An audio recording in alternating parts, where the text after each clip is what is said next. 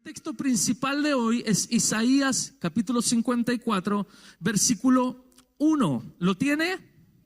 Dice la palabra del Señor: regocíjate, oh estéril, la que no daba a luz, tiempo pasado, la que no daba a luz. Levanta canción y da voces de júbilo, la que nunca estuvo de parto, porque más son los hijos de la desamparada que los de la casada, ha dicho Jehová. ¿Cuántos reciben ya la palabra? Ahora, esta palabra está conectada con la palabra anterior. Entonces, para los que no estuvieron ese domingo, quiero partir y dedicar algunos minutitos haciendo un resumen de la palabra anterior. Quiero que lea el verso 2, ensancha el sitio de tu tienda. Así se llamó el mensaje. Nosotros estamos en un proceso de iglesia, de crecimiento, de expansión, un proceso donde queremos y anhelamos que más personas puedan conocer al Señor, puedan recibir semana tras semana una palabra de Dios. Entonces, la primera palabra que analizamos en ese domingo es la palabra ensanchar. Diga conmigo ensanchar. Dígale al que está a su lado: estás ensanchado. Y si es de confianza, tóquele la guatita y dígale: estás ensanchado. Bueno, la palabra ensanchar, escuche esto: ensancha el sitio de tu tienda, es la frase. La palabra ensanchar significa amplitud, significa espacio, libertad que resulta en un gozo. Yo me acordaba, prediqué esta palabra allá en Lolol y me acordaba de mi hermano Oscar. Hemos tenido la oportunidad a veces de salir a comer con el hermano Oscar y puedo hablar de él porque no está ayudándole al pastor Juan Carlos a contar los recursos. Pero el hermano Oscar le incomoda la estrechez. Por algo obvio, ¿no? Grandecito. Entonces todo amplio, todo tiene que ser amplio. Hermano Oscar, necesitamos para la iglesia 2 kilos de tomate. No, el hermano Oscar trae. ¡Pah! Hermano Oscar, necesitamos un par de lechugas. No, él no trae toda la caja de lechugas. Es amplio. En todo orden de cosas. Entonces hemos tenido la oportunidad de salir a comer, a veces en un restaurante donde las sillas son chiquititas. Hermano, es que hay que pasar, ¿cómo lo digo para que no suene feo? Ese momento de oprobio cuando llegamos a un restaurante. Esta cuestión, pero tan chica, ¿cómo? ¿Cuánto vale esta silla? 5 lucas. Con 5 lucas uno hace una silla más grande. Señor, danos paciencia, Padre. Después ya bajan las revoluciones. Pero esta estrechez, ¿sabe? Dios nos está motivando a nosotros a que nos incomode la estrechez. Estamos llamados a ensanchar. Estamos llamados a ser amplios en todo orden de cosas. Estamos llamados, como yo decía en la mañana, a no ser una iglesia religiosa, porque la religiosidad ha dañado a la gente. Entonces la gente no quiere venir a las iglesias porque ellos tienen una percepción de lo que es una iglesia y se imaginan una estructura religiosa. Cuando le hablan de un pastor, ellos se imaginan una estructura incluso física de un pastor vestido de tal manera, que hable de tal manera, que se comporte de tal manera. Y la religiosidad lo único que ha producido en nosotros es limitaciones, es colocar murallas. Pero Dios nos está dando una palabra, ya lo dio y hoy lo recuerdo: ensancha el sitio de tu tienda. No te conformes a la estrechez. ¿Alguien me sigue? Otra versión decía ahí mismo: agranda tu casa. ¿Cuántos dicen amén a eso? Otra versión dice: amplía el espacio de tu tienda. Nunca crecemos tanto como cuando enfrentamos estrechez invocando el nombre de Jehová. Lo decía yo en el mensaje. ¿Por qué? Porque el Salmo 4:1 nos dice una palabra que es gloriosa. Salmo capítulo 4, verso 1, ¿qué nos dice la palabra? Si lo proyectamos acá para no abrirlo ahí. Respóndeme cuando clamo, oh Dios de mi justicia. Cuando estaba en angustia, tú me hiciste ¿qué? Ensanchar. Yo le recordaba a la iglesia que nosotros, los justos, aun cuando caemos hacia adelante. ¿Me escuchó lo que le dije? El justo, aun cuando el justo cae, dice que 7 veces caerá el justo y las 7 veces lo levantará el Señor. Porque aún el justo cuando cae avanza. ¿Cuántos creen eso? O sea, caes hacia adelante, el justo no cae hacia atrás, el justo cae hacia adelante. Por eso aún las peores situaciones de nuestra vida, lo que van a producir a la larga en nosotros será crecimiento. Crecimiento emocional, crecimiento espiritual, una búsqueda con el Señor. Esa fue la primera palabra. La segunda palabra que analizamos en ese culto es la palabra extender. Diga conmigo extender. Aquí la Biblia dice, ensancha el sitio de tu tienda y las cortinas de tus habitaciones sean extendidas. Siempre el texto clave es Isaías 54, ahí arriba quien esté controlando. Siempre volvemos a Isaías 54:2. ¿Ya? Primero, ensancha. Segundo, extiende. Las cortinas de tu habitación sean extendidas. La palabra extender significa aumentar, ampliar, desplegar, difundir. Mire la definición. Extender significa aumentar, ampliar, desplegar y difundir. Lo que nosotros estamos haciendo como iglesia, estamos entrando en un tiempo de extensión. Porque no importa la cantidad de gente que esté aquí en el salón hoy, no importa la gente que vamos a tener cuando hagamos el segundo piso y vamos a meter 100 sillas más allá arriba. Eso no importa la cantidad de gente que hay aquí. Lo importante es que a través de las redes sociales, a través de esas cámaras, hay personas que pueden escuchar ese mensaje. Entonces estamos difundiendo la palabra de Dios. Lo importante es que cuando tú salgas de acá, el día de mañana, tú tengas la ocasión para hablarle a un compañero de trabajo acerca del amor de Jesús. Hablarle y decirle, mira, Dios tiene un propósito con tu vida. No importa si la vida de esa persona está perdida, no importa si está en la droga, no importa si está en los vicios, no importa si sus matrimonios están destruidos. Tu palabra y mi palabra tiene que ser una palabra que recorra, que llegue a todos los rincones. Así se extiende el reino. ¿Cuántos me dicen amén a eso? Cuando usted dice amén, usted está diciendo sí, que así sea, así es. Está confirmando la palabra. Entonces, número 1, ensanchar. Número 2, extender. Pero para extender, dijimos en esa ocasión, necesitamos invertir.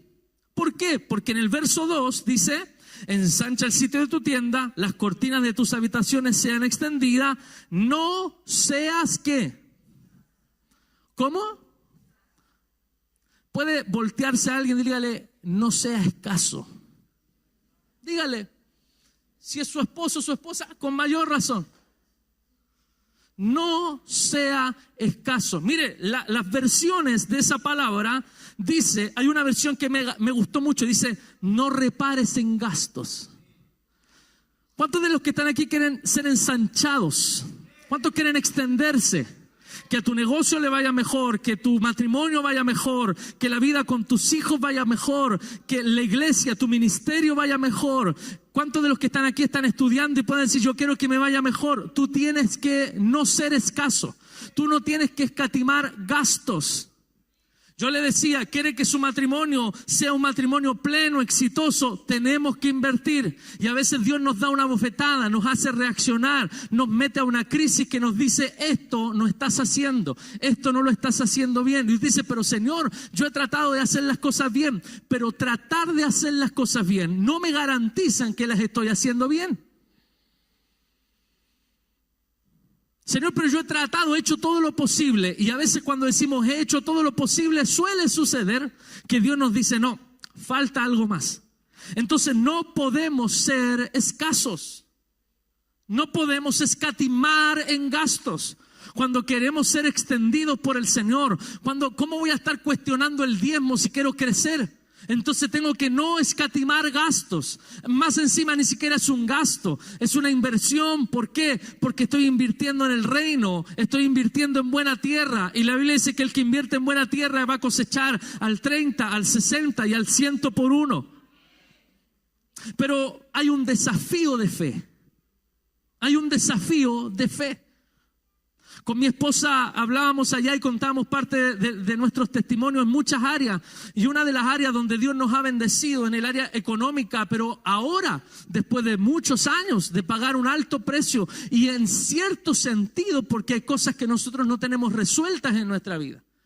Pero también tuvimos la oportunidad de regalar un auto, de ofrendar otro auto, de ayudar en la compra de otro auto y lo seguimos haciendo. Dios nos ha bendecido ¿Cómo no lo va a hacer el Señor si estamos siendo generosos? Si teniendo 3 hijos y teniendo 2 iglesias en aquel momento decidimos quedar sin auto. ¿Cómo Dios no lo va a hacer? ¿Cómo Dios va a cerrar su mano con aquel que está siendo generoso con otro?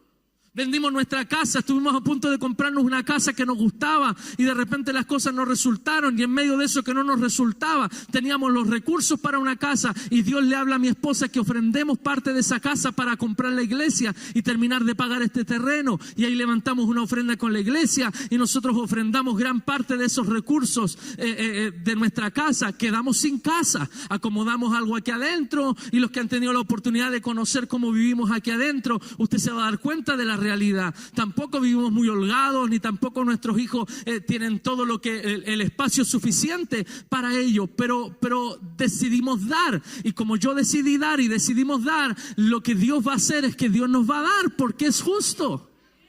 Entonces, si yo quiero ser extendido, si yo quiero crecer, si yo me quiero desarrollar, yo necesito invertir. No seas escaso. Amén. ¿Quiere una familia feliz? Invierta en eso. Mire, ¿cómo va a tener una familia feliz si usted invierte en otra cosa? La gente que tiene muchos negocios, los verdaderos empresarios que suelen tener más de una empresa, muchas empresas, porque ellos son inteligentes. Ellos dicen, yo no puedo poner todos los huevos en la misma canasta, porque le va mal en esa canasta y se perdieron todo. Entonces dice, voy a colocar unos aquí, unos acá y unos acá. Si le va mal a esa empresa, no importa, me quedan todas estas empresas. Los tipos son inteligentes. Ellos saben que si invierten en esta empresa van a cosechar de esa empresa. Ellos saben que si quieren levantar esa empresa necesitan inyectarle recursos a esa empresa para que esa empresa tire para arriba. Al principio va a ser un costo, al principio va a ser una inversión, les va a doler, pero a la larga va a traer recompensa. ¿Quién le va a recompensar? Esa misma empresa. ¿Sabe qué nos pasa a nosotros los cristianos? Es que miramos eso de lejos, nos ponemos tan religiosos y decimos, conmigo no tiene que ser así. No, yo siembro en la obra del Señor y pareciera que Dios tiene que bendecirme en todas las áreas, pero a veces estoy descuidando un área. La Biblia dice que el que no provee para su casa es peor que ¿quién? Que un incrédulo. ¿Y ha negado qué? La fe. ¿De qué sirve que yo lo dé todo para la iglesia si en mi casa mis hijos no tienen para comer? ¿De qué sirve que yo lo dé todo en mi empresa? Tú tienes tu empresa, inviertes todo en tu empresa, todo para la empresa, pero tu familia no tiene que comer. Tú nunca vas a recibir siembra y cosecha en esa área. Tú cosechas donde siembras. Entonces, ¿quiere un matrimonio feliz? Invierta en su matrimonio. Usted no va a tener un matrimonio feliz invirtiendo en otra cosa. ¿Quiere un matrimonio feliz? Un matrimonio que le dé alegría, que le dé gozo. Invierta.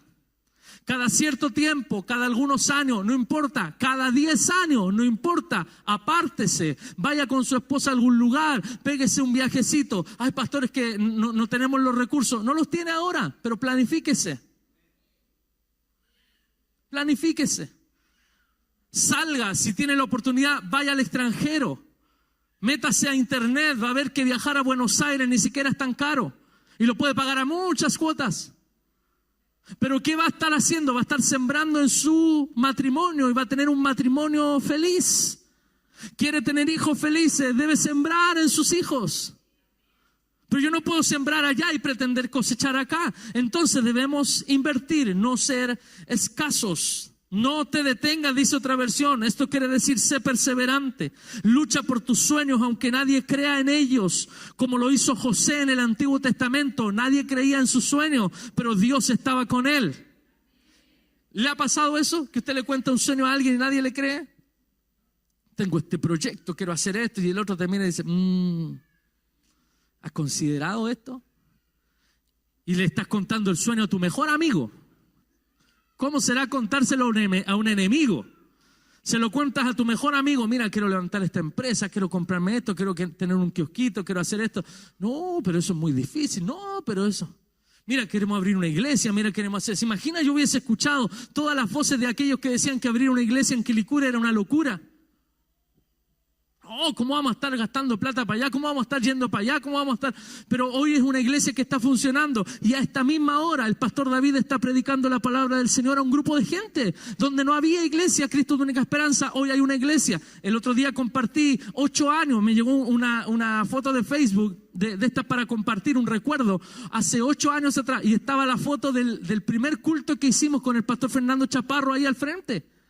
¿Cómo ha pasado el tiempo y Dios nos ha bendecido? Se imagina, uno escucha a aquellos que no están de acuerdo, no haríamos nada. No escuche a los que no están de acuerdo, escucha la voz del Señor. Si Dios te está motivando a hacer algo, hazlo en el nombre del Señor. Tú haz las cosas en el nombre de aquel que te motivó a hacer las cosas. Si Dios te está hablando, usted no va solo, usted va con el Señor, no atrás, al frente. Él va primero, Él va a abrir las puertas, Él va a proveer lo necesario. ¿Cuántos lo creen?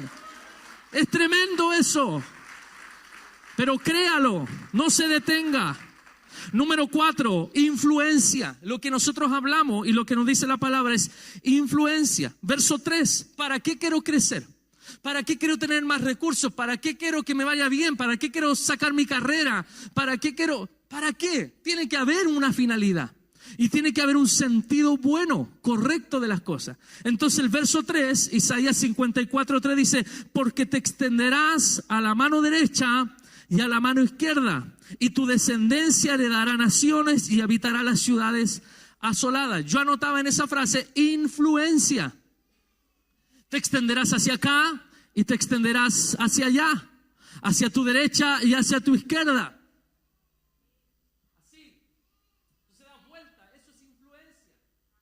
Entonces el Templo Chile aquí, pero el Templo Chile con cámara, el Templo Chile llega allá. El Templo Chile puede abrir otra iglesia en otro lugar. El Templo Chile llega donde aquí no podemos llegar. El Templo Chile manda pastores a algún lugar porque lo vamos a hacer, vamos a enviar pastores a otros lugares. ¿Pero por qué? Porque queremos extendernos a la derecha, a la izquierda, y luego vamos a dar vuelta y vamos a influenciar. ¿Por qué no? Vamos a influenciar naciones. ¿Cuántos creen que del Salto puede salir algo bueno? ¿Cuántos creen que de la 6 de enero puede salir algo bueno? ¿Por qué no? ¿Por qué no? ¿Sabe? Escuchaba la otra vez el testimonio del pastor Claudio Freyson, uno de los pastores más importantes en Argentina. Permiso. Y el pastor Claudio explica que su iglesia se forma en uno de los lugares más peligrosos de Buenos Aires. Desde ahí Dios comenzó a hacer su obra. ¿Usted cree que Dios está limitado por la droga que venden afuera? ¿Usted cree que a Dios dice, uy, no, de aquí no va a salir nada porque andan los muchachos afuera vendiendo droga? Los Walking Dead.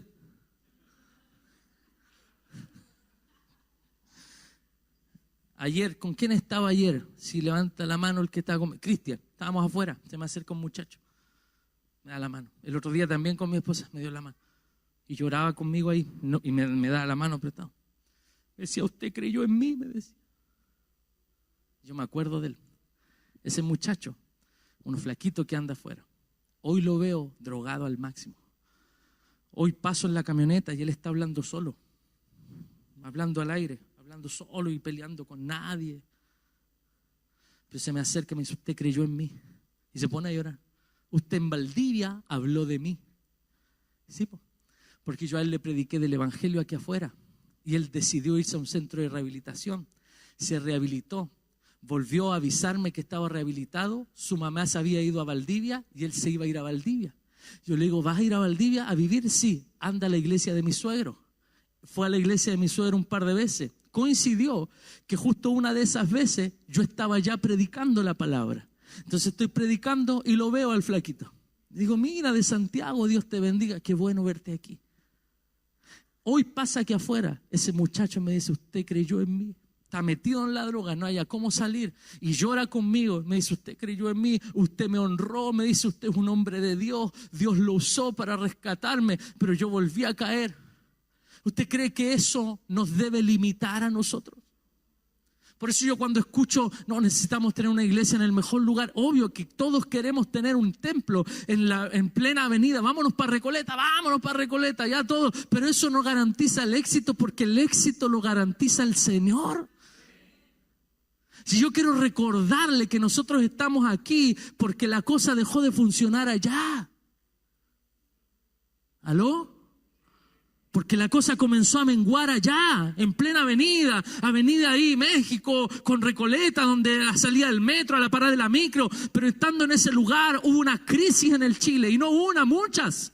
Los que llevan años acá saben que fue una iglesia tremenda, grande, pero comenzó a menguar y estamos acá. ¿Quién dice que desde aquí Dios no puede hacer algo bueno? Vamos a hacer influencia a las naciones. No sé si será mucho lo que estoy hablando, pero yo estoy predicando la palabra del Señor. Nos vamos a extender a la derecha, nos vamos a extender hacia la izquierda, y nuestros hijos heredarán las naciones. ¡Aleluya! Ahora, todo esto te lo estoy diciendo para comenzar a predicar. No, ya. Todo, créame que todo lo demás cuenta como predicación. Todo esto te lo estoy diciendo. ¿Sabe por qué? Porque cuando yo leí esa palabra y la estudié, yo me salté el verso 1. Lo leí, pero me lo salté en mi espíritu. No lo consideré. Luego de predicar esta palabra, ensancha, extiende, influencia, nuestros hijos van a heredar naciones, etcétera, etcétera. Dios me habló y me dijo, todo eso, ¿sabes a quién se lo dije? Y Dios me muestra el verso 1. Todas esas promesas, ¿sabe para quién es? 54:1. ¿Qué dice? Regocíjate. Dios es el único que tiene la capacidad para darle todas esas promesas a quien a los ojos del mundo no puede dar a luz. Por eso este mensaje es la conexión con el otro mensaje. Porque cuando yo entendí, ensancha, extiende, influencia, los hijos heredarán las naciones, habitarán las ciudades que desoladas, decía la palabra. Bueno, le estará hablando a una persona espectacular, le estará hablando a un pueblo fértil, le estará hablando a un pueblo que le cree al Señor. No, ¿sabe a quién le está hablando? A la estéril. Porque Dios es el único que puede llamar las cosas que no son como si fuesen. Han soltado sobre tu vida, y me voy a detener de mis apuntes un momento. Hay personas aquí sobre las cuales le han soltado una palabra de esterilidad. Han matado tus sueños, has querido dar fruto, pero no logras dar fruto. Has querido tener hijos, una empresa es tu hijo. Pero nada te resulta, pareciera que comienzas a tener ese embarazo en tu mente, tu sueño, tu visión, es como el embarazo. No lo ves al hijo, pero sabes que está ahí y sabes que en algún momento va a nacer. Y hay personas acá que en medio de ese proceso ya han abortado. Antes que nazca, ya le has quitado la vida a tus sueños y a tus metas. Te consideras infructífero, te consideras alguien que todo lo que comienza no lo termina. Hay personas acá, porque le quiero decir que con todo mi autoestima positiva de toda la vida, más de alguna vez me he sentido un fracaso. Me he parado, me he mirado al espejo, me he encerrado en el baño, más de alguna vez me he puesto a llorar con el Señor y le he dicho, Señor, pareciera que nada de lo que hago tiene sentido en muchas áreas de mi vida, y me he mirado y he considerado que he sido un fracaso. Pero precisamente a ese tipo de persona Dios le suele soltar palabras de promesa. No sé si hay alguien así que me acompañe aquí. Suele ser que a esas personas, a la estéril, Dios le habla de hijos. ¿Alguien me acompaña en eso o no? ¿Cómo es esto? Tus hijos, al final del verso 3, si no me equivoco, dice, tu descendencia heredará naciones y habitará las ciudades desoladas. ¿Y a quién le está hablando? A la estéril. Pero le da una palabra. Yo anotaba lo que me sorprende de esta palabra. Con la palabra que Dios me entregaba en las semanas anteriores, todo esto está prometido en los versos, en estos versos, cierto, que estudiamos, es una promesa para la estéril. Regocíjate, oh estéril, la que no daba luz, levanta canción y da voces de júbilo. La que nunca estuvo de parto, porque más son los hijos de la desamparada que los de la casada, ha dicho Jehová. Estudiamos un poquito sobre esto. John MacArthur explica y dice lo siguiente. Esto se refiere al Israel cuando iba a ser tomado en exilio, cuando estaba en el exilio. Cuando había sido quitado de su tierra, de Sión, de Jerusalén, y habían sido llevados cautivos a Babilonia. Entonces el profeta está pensando en eso. Dice MacArthur, en su exilio y en su deportación a Babilonia, Israel, escuche, había sido arruinada y avergonzada tal cual como una mujer que no había podido tener hijos. Recuerda que en la cultura judía el no tener hijos era una señal de una falta de aprobación de Dios. En la cultura bíblica el no poder tener hijos era casi un castigo divino. Por lo tanto, la comparación que explica MacArthur es que el profeta Isaías está hablando esta palabra pensando en la Jerusalén, la Israel que fue quitada de su tierra, que fue avergonzada, que fue arruinada. Recuerda que cuando toman, esto está en el libro de Daniel, cuando toman a los hijos de Israel y los llevan a Babilonia, quemaron las puertas de la ciudad, quemaron el templo, destruyeron la ciudad, saquearon el templo, tomaron los utensilios del templo de Dios y se los llevaron a los templos paganos, de los dioses paganos, de Baal, de Acera. Por lo tanto, Israel quedó en ruina, Jerusalén o Sión quedó en ruina. Me llama la atención este comentario, se refiere a eso, como una mujer que no había podido tener hijos. En su exilio y en su deportación a Babilonia, Israel había sido arruinada y avergonzada como una mujer que no había podido tener hijos. Y esto está reflejado en un versículo del capítulo 49, verso 21 de Isaías. Isaías 49, versículo 21. Dice lo siguiente la palabra: y dirás en tu corazón, ¿quién me engendró estos? Dice, porque yo había sido privada de hijos y estaba sola, peregrina y desterrada. Esto es una figura a Israel. ¿Quién pues crió estos? He aquí yo había sido dejada sola. ¿Dónde estaban estos? Es un pueblo como una madre que se sorprende ahora de tener tantos hijos. Eso era Israel.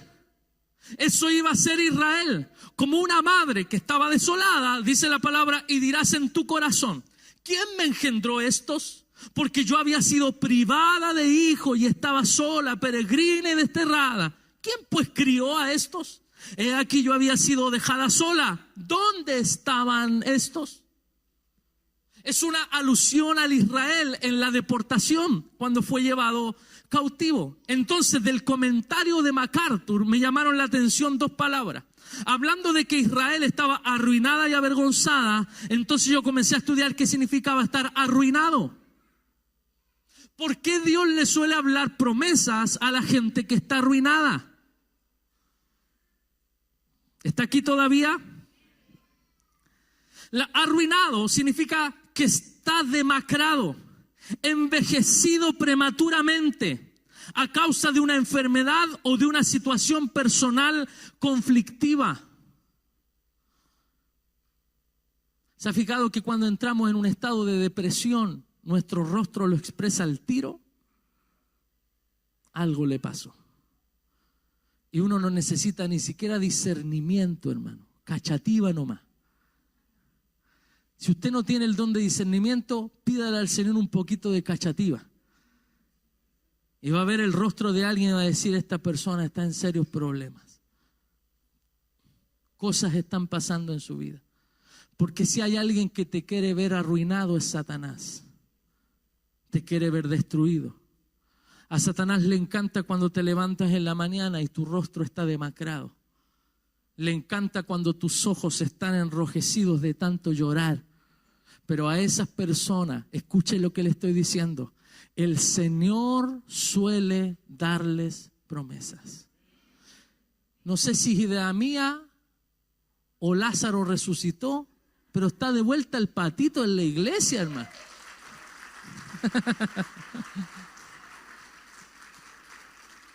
Patito, ¿cómo está ahí? Qué bueno, qué bueno. Vaya a sentarse. Ya, Patito, toda la gloria es para el Señor. Los que no saben, hace tiempo que el Patito estaba enfermo y él es nuestro hermano más fiel. Martes, jueves, domingo. Domingo en la mañana, a veces se queda hasta después del culto. Una vez se quedó tanto que se nos quedó encerrado aquí adentro, dormido en una silla. Nosotros cerrando el portón, de repente, Dios, escuchamos un ruido. El patito se nos quedó adentro, hermano. Y hoy está de vuelta, así que bienvenido al patito. Dios le suele hablar, volvamos, Dios le suele hablar a la gente que está arruinada. Dios suele manifestarse con una palabra a aquellos que sienten que su vida no tiene sentido. Yo no sé si le estoy hablando a alguien aquí hoy, pero mira, cuando estudiaba esto, arruinado, dice que está en la ruina. Una definición, dice, me deja ahí mismo. Bueno, ¿qué es ruina? Escuche esto, la ruina es la pérdida de bienes que provoca gran empobrecimiento. Y también habla de una situación provocada por esta pérdida. O sea, en toda definición, la palabra ruina significa pérdida.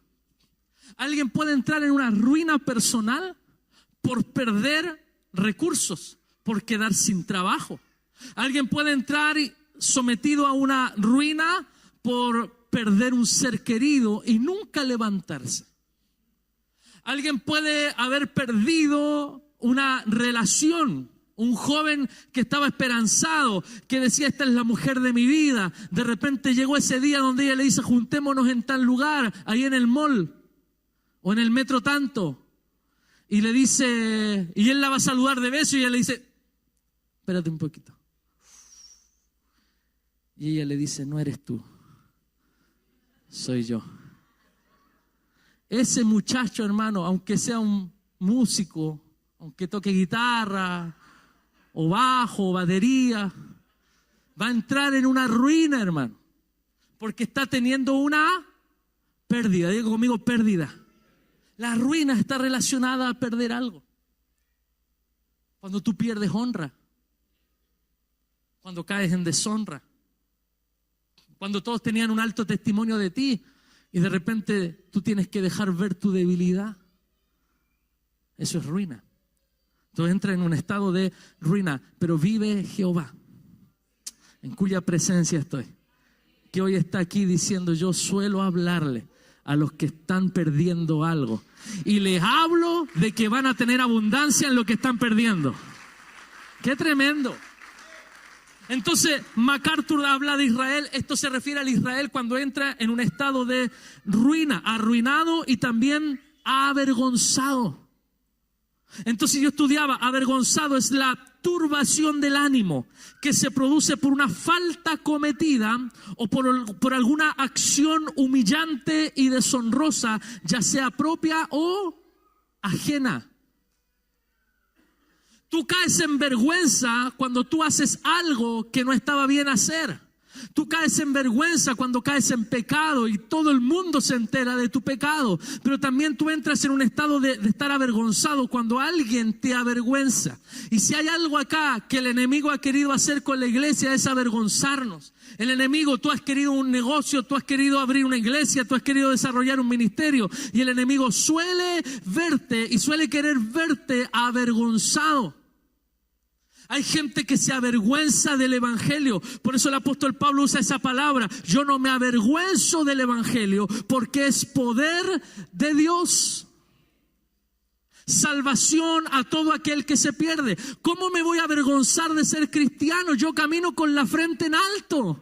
¿Usted cree que yo me avergüenzo de ser pastor? No puedo avergonzarme de ser pastor. Es que los pastores tienen un testimonio tremendo. Es que hay cada sinvergüenza. ¿Y qué quiere que le diga? No somos todos iguales. Habemos hombres que oramos por la gente, que tratamos de cuidarnos, que tratamos de hacer las cosas bien, que tratamos de ser prudentes incluso en el área que más nos dan duro, que en el área financiera. Tratamos de hacer las cosas bien. A veces salimos perdiendo por querer hacer las cosas bien, pero perdemos en el momento. Pero a la larga Dios trae honra sobre nosotros.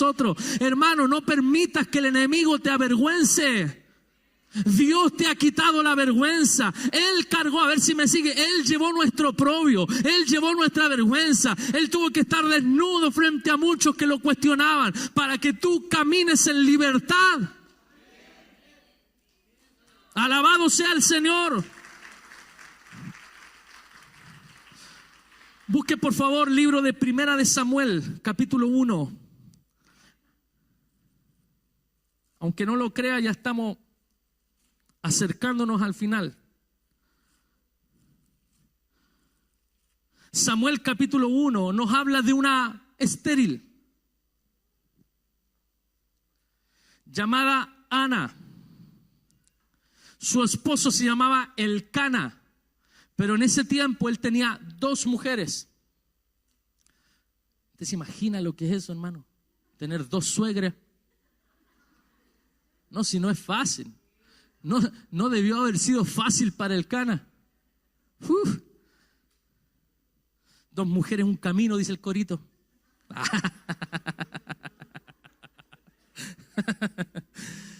Mire lo que dice Primera de Samuel capítulo 1 verso 1. Hubo un varón de Ramataim, de Sofim, del monte de Efraín, que se llamaba Elcana, hijo de Jeroam, hijo de Eliú, hijo de Toú, hijo de Suf, Efrateo. Y tenía él 2 mujeres. El nombre de una era Ana y el de la otra Penina. Penina tenía hijos, mas Ana no los tenía. Verso 3. Todos los años aquel varón subía de su ciudad para adorar, para ofrecer sacrificios a Jehová de los ejércitos en Silo. Dice, donde estaban 2 hijos de Elí, Ofni y Fines, no Fitness. ¿Es ve, pastor, que ir al gimnasio bíblico? No, esto es Fines, no Fitness. Sacerdote de Jehová. O sea, una vez al año, Elcana tomaba a su familia, les proveía lo necesario para subir al templo y adorar y ofrecer sacrificio a Jehová. ¿Cierto?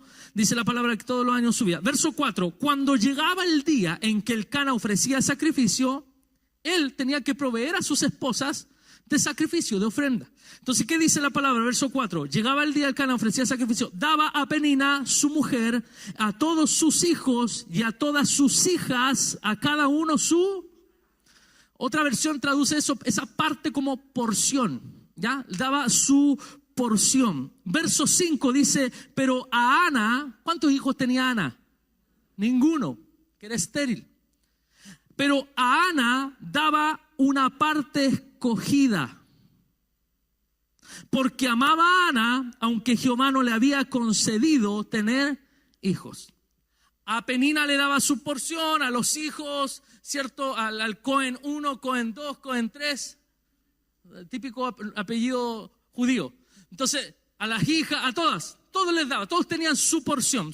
Vamos a suponer, no sé, carne o un trozo de pan. Esta es su porción para presentarla a Jehová, o cierta cantidad de dinero.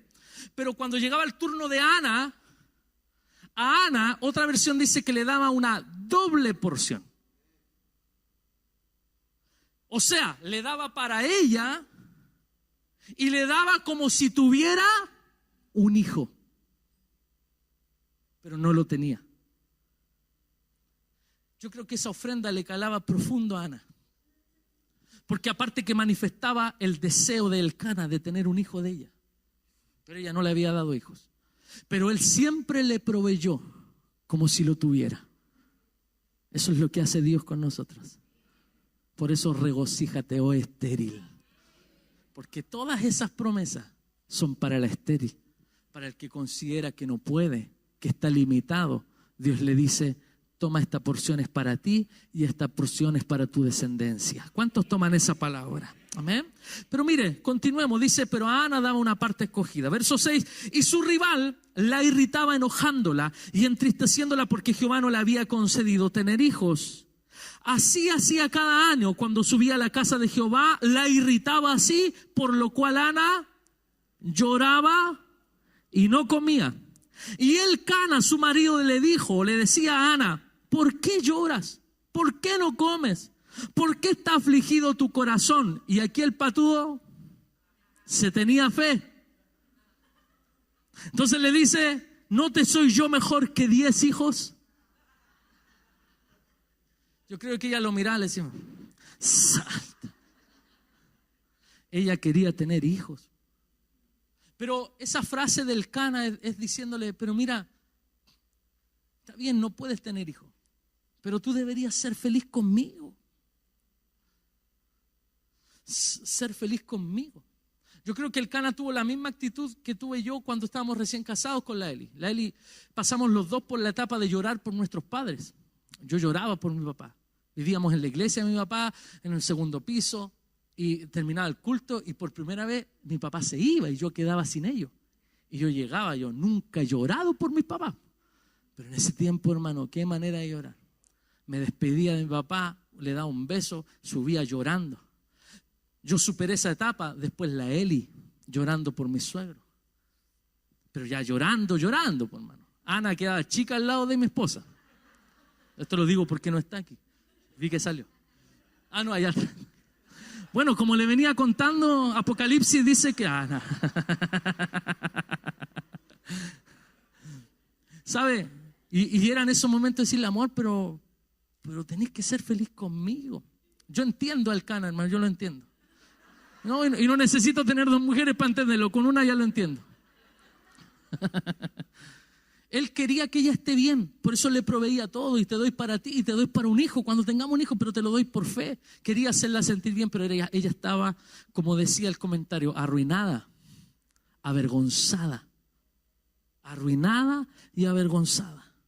Matthew Henry explica esto, que pasaba con Israel, diciendo, aquí Israel es comparada a una estéril, a una viuda desolada, a la que ahora se le promete que tendrá hijos abundantes, es decir, las ruinas de la ciudad serán reparadas. Y la nueva Sión o la nueva Jerusalén, lo mismo que el resto del país, volvería a ser habitado.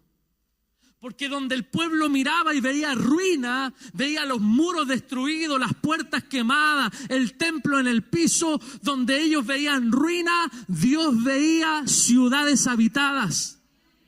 Yo le estoy hablando a personas que miran su casa y lo único que ves es ruina. Tú ves ruina, pero Dios mira tu casa y Dios ve una familia feliz. Yo le estoy hablando a personas que sienten que lo que hacen no les alcanza, que miras tu bolsillo y dices, no me alcanza, nunca he podido disfrutar de esto, ya no doy más. Y Dios le está hablando a esa persona y le está diciendo, donde tú ves pobreza, yo veo abundancia y bendición. Dios suele darle promesa de hijos a estériles. Dios suele darle promesas de abundancia al que está empobrecido. Eso es lo que el Señor hace. Ana nos representa a nosotros. Estaba viviendo un momento de ser avergonzada. No podía dar frutos en su vida. ¿Cuántas personas aquí nos sentimos representados con Ana? Le contaba a alguien esta semana, el día domingo es un día de refrigerio para mí, pero a mí me dio pena este jueves ver la cantidad de gente en la iglesia. Yo le decía que triste es ver una iglesia que tiene todo. Yo veía a los muchachos, todo preparado, los músicos, la banda. Pasamos de tocar mi esposa y yo cantándola a él y tocando el piano yo. En ese tiempo un muchacho que nos acompañaba en la batería y nada más. Eso era todo. Y ahí perseveramos martes, perseveramos jueves. Hoy tenemos todo lo que necesitamos. Tenemos una iglesia linda, más amplia. Y el martes había tan poca gente y decía, no puede ser que la gente esté solo apartando un día de la semana para servir al Señor. Dios se merece algo más. Entonces yo el jueves miraba la iglesia y yo sentía esto de no estar dando fruto ese día. Me gozo el día martes de ver a los discípulos que están siendo discipulados en la iglesia. Me encanta ver al grupo de varones que se esfuerza en venir, están siendo discipulados, las hermanas, los jóvenes, los niños. Pero el jueves, hermano, siento que el jueves es un día que está siendo estéril. Habiendo una palabra, los que han venido al jueves pueden decir amén a eso. Habiendo una palabra, como yo siempre digo, palabra de día domingo. Es más, a veces el mensaje del jueves es más enriquecido que el mensaje del domingo. Pero nos hemos acostumbrado a eso y hemos estado siendo poco fructíferos en esa área. Estoy hablando de un ejemplo de mis propias frustraciones, pero yo anhelo el día en que el día jueves esté por lo menos la mitad de la iglesia alabando al Señor, bendiciendo al Señor, que hagamos una convocatoria, la iglesia venga. Algo debe cambiar porque Dios está soltando palabras sobre nosotros. Regocíjate, estéril. ¿Cómo se va a alegrar la estéril si no puede dar hijos? ¿Cómo? La promesa, dice Matthew Henry, un comentarista bíblico, es que las ruinas de la ciudad serán reparadas. Y yo suelto esa palabra sobre ti. Todo lo que está en ruinas en tu vida, Dios será el arquitecto, el carpintero, el constructor. Dios levantará esas murallas caídas. Dios va a reparar esas puertas que fueron quemadas. Dios, mira, aleluya, Dios va a reedificar el templo. Eso habla de tu espiritualidad. Por eso tú te vas a sentir motivado a estar en la casa del Señor. Tú vas a sentir un deseo. Dios va a reavivar su obra. Tú dices, soy infructífero. Dios va a plantar semilla en ti y vas a dar fruto. Así dice el Señor. Estoy tan convencido de esta palabra. Creo que volvamos a Isaías 54:1. Si puede subir, pastor, échame una manito acá. Ponme música de Isaías 54:1. Carlos Ortiz hace eso con los tecladistas. Entonces los tecladistas dicen, dame música de 54:1. Y lo queda mirando y dice, se nota que este no lee la Biblia, dice Carlos Ortiz. Nunca está satisfecho con lo que tocan los pianistas. Regocíjate, oh estéril, la que no daba luz, levanta canción y da voces de júbilo. La que nunca estuvo de parto, porque más son. Me encanta esa frase. No vemos esto, pero Dios lo ve. Más son los hijos de la desamparada que los de la casada, ha dicho Jehová. Penina le daba muchos hijos a Elcana, pero a Ana no le daba ni uno. Y yo anotaba esta frase, a ver si la toma y la creo. Lo profetizamos, escribía yo. Si estás viviendo ruinas, si estás en temporada de pérdida, si estás viviendo la vergüenza, si el diablo se ha reído en tu cara, si sientes que ya no hay nada más que hacer, estás como Israel en el cautiverio, sientes que tu tierra prometida está muy lejos, que tus esfuerzos no darán fruto, etcétera. A ellos les digo, mis apuntes, prepárate. No, lo voy a decir por acá. A estas personas, a los que están viviendo ruina, pérdida, vergüenza, a los que el diablo se ríe en su cara, a los que dicen que no tienen nada más que hacer, a los que se sienten como Israel en el cautiverio, viendo que su tierra prometida está muy lejos, yo les digo, prepárate, porque las ruinas serán restauradas, la escasez se convertirá en abundancia. Tu esterilidad se convertirá en una vida fructífera y abundante. ¿Cuántos lo creen? Yo creo esta palabra. Si tú estás viviendo esa situación, amado, escucha lo que te estoy diciendo. Prepárate, porque las ruinas serán restauradas. La escasez, escucha esto, tu escasez se convertirá en abundancia.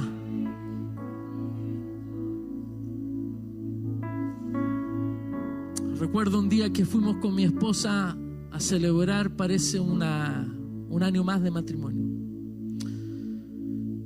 Y fuimos al Costanera Center, pero a donde están los restaurantes. Y dijimos, ¿dónde quieres comer? En tal lugar. Y yo dije, no puede ser en otro lugar. No puede ser en el patio de comida. Me dijo, había un restaurante de comida peruana. Y nos sentamos, miramos. Y uno cuando sale solo, por lo menos nos pasa a nosotros, solemos hablar de dos cosas: de los hijos y de la iglesia. Imagínense lo entretenida que son nuestras conversaciones. No, pero lo pasamos bien. Nos reímos harto. Estábamos ahí y pedimos un plato de lo que queramos, pide lo que quieras. Entonces ya dejamos de mirar el precio ese día, no me acuerdo, fue hace como un par de años. Dejamos de ver el precio. Esto quiero, esto me tinca. Nos traen unos platos, una entrada. Antes de comer nos tomamos las manos en el restaurante con gente y oramos al Señor. Y dijimos una frase a lo mejor súper corta, Pero dijimos, Señor, yo te doy gracias porque podemos disfrutar hoy el bien que viene de ti. Sí, porque también la pasamos. La gente no sabe, también la pasamos.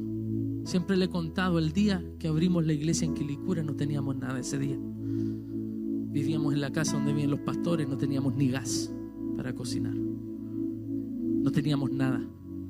La hermana Lidu, esta hermana Lidu, levante la mano, hermana Lidu. La hermana Lidu sintió del Señor ese día venir a dejarnos comida a la casa. Eso nos estaba pasando a nosotros cuando en la tarde teníamos que inaugurar con la visita del pastor Fernando una iglesia con un compromiso a pagar una cantidad de dinero para arrendar ese local. Es que Dios suele ver abundancia donde tú ves escasez. Por eso ese día en el restaurante le damos gracias al Señor. Señor, yo te doy las gracias porque hoy podemos disfrutar el bien que viene de ti. Dios transformó las ruinas en una tierra abundante. El Señor reparó las puertas quemadas. El Señor reconstruyó en nosotros la ciudad. Y yo siento que eso es lo que Dios está haciendo en la vida de muchos hoy. Y mientras predico esta palabra, siento que el Espíritu Santo está tocando el corazón. Siento que el Señor te está diciendo: donde tú ves escasez, yo veo abundancia. Donde tú ves esterilidad, yo veo vida fructífera y abundante. Por eso el llamado es este. Isaías 54:1. Colóquemelo ahí, no me lo saque, por favor, más, ya que voy a terminar. La palabra dice: regocíjate, estéril. ¿Cómo puedo vivir gozoso por lo que no tengo, pastor? Si no lo tengo, por la fe. ¿Qué le da sentido a mi vida? La fe. Es la fe. Estoy enfermo, pero yo me declaro sano en el nombre del Señor.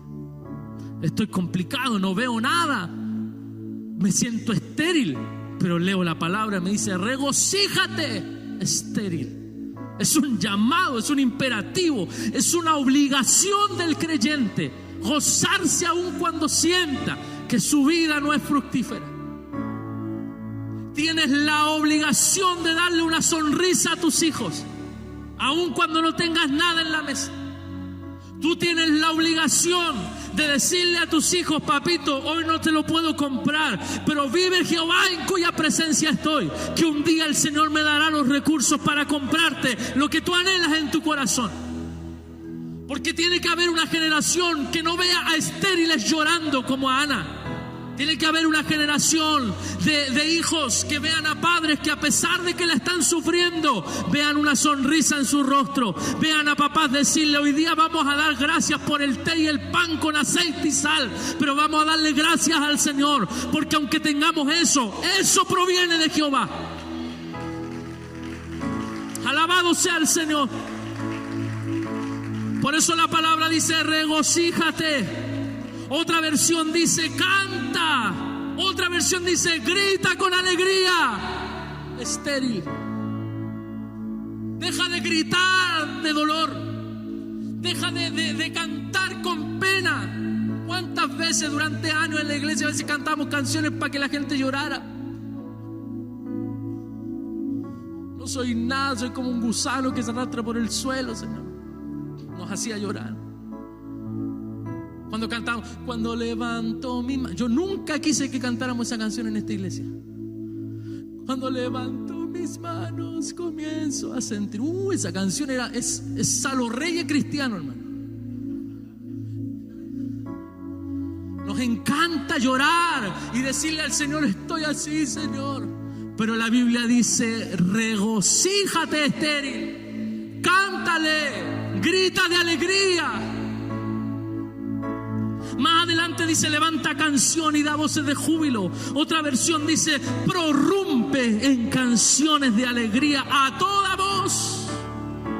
Otra versión dice: grita de júbilo y de alegría. Me gusta la versión que dice prorrumpe, porque es algo que nace de adentro. Porque la verdadera adoración no es cantar mi canción favorita. La verdadera adoración es prorrumpir, es que algo nace de mi interior. Estoy tan agradecido, no por lo que Dios solo ha hecho, estoy agradecido por lo que Dios va a hacer. Levanta canción y da voces de júbilo. Tienes que dejar de llorar y tienes que comenzar a reír.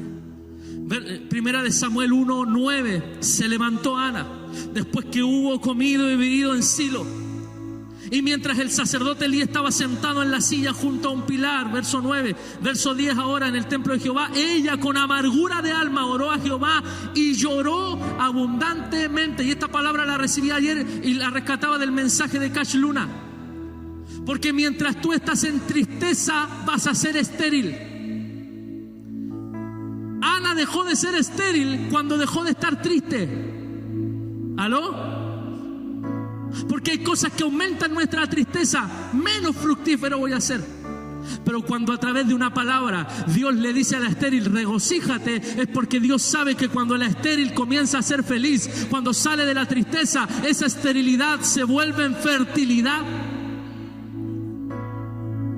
Entonces Ana, tú ya conoces la historia, ella oraba, lloraba, el sacerdote no entendió, pensó que estaba ebria, le dijo, anda, digiere tu vino primero. Ella le dijo, no, si yo no estoy ebria, yo me he derramado mi alma delante del Señor. Verso 16. No tengas a tu sierva por una mujer impía, porque por la magnitud de mis congojas y de mi aflicción he hablado hasta ahora. Elí respondió, dijo, ve en paz. ¿Cómo tenía que irse? ¿Cómo tienes que salir de aquí hoy? En paz, porque después que salgas en paz, que la tristeza salga de ti, cuando prorrumpas en cántico, en alegría, en regocijo, afuera hay fruto esperándote. Entonces las palabras de este hombre fueron claras: ve en paz y el Dios de Israel te otorgue la petición que le has hecho. Y ella dijo, halle tu sierva gracia delante de tus ojos. Y se fue la mujer por su camino y comió. ¿Y qué dice la frase final del verso 18? Y no estuvo ¿qué? Más triste. Yo estoy parado aquí para decirte, aunque tu vida no esté dando fruto, no estés más triste. Váyase en paz. Tendrás hijos, habrá abundancia, comenzará a funcionar la cosa. Pastor, es que la economía está mala, es que el gobierno dijo esto, es que la tasa de interés es otro, es que el petróleo que sube, que baja, es que el dólar. No me importa lo que pasa a mi alrededor, mi socorro viene de Jehová.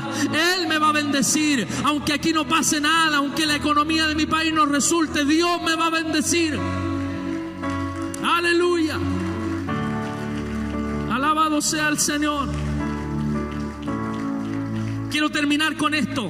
Frase desde el verso 19 en adelante. Me encanta cuando dicen al final del verso 18, y no estuvo más triste. Ese es el secreto. Usted no puede irse peor que como llegó. Usted tiene que irse contento, feliz. Usted entró estéril, pero va a salir dando fruto. ¿Cuántos lo creen? Entró sin respuesta, pero Dios te da respuesta. Sales y dice en el verso 19, y levantándose de mañana, ¿qué hicieron? ¿Qué tenemos que hacer? Adorar al Señor. ¿Qué tienes que hacer? Regocíjate, canta, grita de júbilo. Adoraron delante de Jehová y volvieron y fueron a su casa en Ramá. Y el Cana parece que no solo oraron, parece que no solo adoraron. Y el Cana se llegó a Ana, su mujer, y Jehová se acordó de ella. Aconteció que al cumplirse el tiempo, después de haber concebido, Ana dio a luz un hijo y le puso por nombre Samuel, diciendo, por cuanto lo pedí a Jehová. No estuvo más triste. La tristeza volvió estéril a Ana. Cuando dejó de estar triste, fue fértil. Temprano de mañana, la familia se levantó, dice otra versión. Una vez más fue a adorar al Señor. ¿Cuántos dicen, una vez más estoy aquí adorando al Señor? Una vez más fue a adorar al Señor. Después regresaron a su casa. Ahora bien, cuando Elcana se acostó con Ana, el Señor se acordó de la súplica de ella y a su debido tiempo, diga conmigo, a su tiempo, dio a luz un hijo a quien le puso por nombre Samuel, porque dijo, se lo pedí al Señor. Mi última frase de mi apunte dice, deja de llorar por lo que hasta ahora no ha dado resultado y comienza a alabar a Dios por lo que Dios está por hacer. Póngase de pie y si hay alguien que puede darle un grito de júbilo al Señor, vamos, prorrumpe en alegría, prorrumpe en alegría. Oh, regocíjate estéril, la que no daba luz, tus hijos heredarán naciones. Cierra tus ojos, por favor. ¿Quién iba a pensar que de esta esterilidad iba a nacer uno de los más grandes hombres de Dios de toda la historia de Israel? ¿Quién iba a pensar que de una mujer triste, que pasaba llorando, que pasaba amargada, que estaba en ruinas, que estaba en vergüenza, quién iba a pensar que de ella nacería uno de los más grandes profetas que tuvo el privilegio de ungir al primer rey de Israel y a la vez al rey más importante que Israel ha tenido en toda su historia? Yo estoy declarando una palabra para aquel que tiene oído para oír. Cierre tus ojos, por favor. No es místico, no es para que se concentre en lo que estoy diciendo. Yo estoy soltando una palabra para aquellos que dicen, pastor, esto no da para más, esto no va a resultar, esto no va a dar fruto. Y yo estoy aquí parado para decirte, nunca te imaginarías lo que puede producir el Señor de tu esterilidad. Y Dios dice, yo pongo en tus manos Samueles. Y no estoy hablando de hijos físicos solamente. Tu Samuel es esa empresa que va a comenzar a nacer de tu alegría. Porque la esterilidad de Ana era producida por su tristeza. Pero cuando dejó de estar triste, aleluya, y comenzó a alabar al Señor, cuando dejó de estar triste y comenzó a alabar al Señor, ella vuelve fértil. ¡Qué tremendo! ¿Hay alguien que reciba esta palabra? ¿Puede levantar sus manos al cielo? ¿Por qué los cristianos levantamos nuestras manos? Porque queremos como alcanzar lo que Dios tiene para nosotros. Es un acto de fe. Es un acto de fe. Queremos alcanzar. Allá en el mundo la gente quiere alcanzar a sus artistas y extiende sus manos y tratan de alcanzarlo y están a 1 kilómetro de ellos, pero ellos levantan sus manos como alcanzarlo. Nosotros levantamos nuestras manos como alcanzando la promesa. Alguien de los que está aquí puede decirle, sí, Señor, yo voy a comenzar a adorarte, yo voy a comenzar a alabarte como nunca antes lo he hecho. Regocíjate, oh estéril, la que no daba luz. Y fíjate que la palabra habla en tiempo pasado, porque cuando no dabas a luz era tiempo pasado. ¿Alguien me sigue? Tu pasado es aquel tiempo donde no dabas a luz, pero ahora tus hijos heredarán las naciones.